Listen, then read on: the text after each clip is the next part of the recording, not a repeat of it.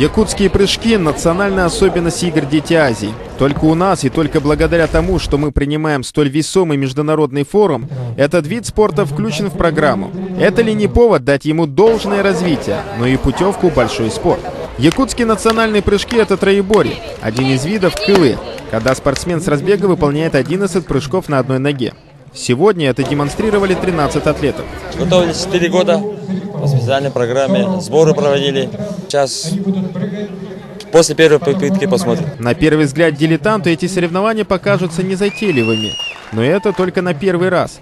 Стать чемпионом в кылы с кондачка не получится. Во-первых, атлету, захотевшему покорить первую ступень пьедестала почета, важно четко и ясно усвоить технику выполнения прыжков. А во-вторых, физически подготовить тело. Атлетам надо совершить 10 безостановочных прыжков на одной ноге с разбега, а 11-м закончить дистанцию на двух. Длина разбега для кылы достаточно солидная – 20-30 метров. Ну что, начинаем первые предварительные прыжки? Все болельщики начинают собираться и скандировать имена своих любимчиков.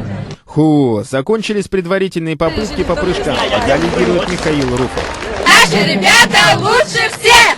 Понятно, что наши спортсмены заметно превосходят соперников. Оно и понятно. Приятно, что представители и других сборных тоже одержимы этим видом атлетики. Так, спортсмены из Москвы выступили с неплохим результатом и даже держали 3-е место после предварительных прыжков. Но несовершенная техника оставила их попытки тщетными. Здесь необходима благодарная ремарка в адрес московских прыгунов.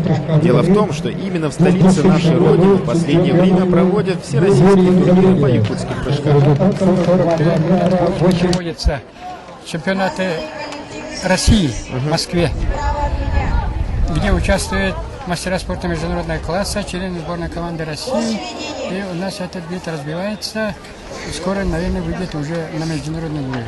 Сегодня состоялся первый день якутских национальных прыжков. По первому виду кылы занял первое место Михаил Руфов с рекордом 43-17. Поздравляем его, то ли еще будет.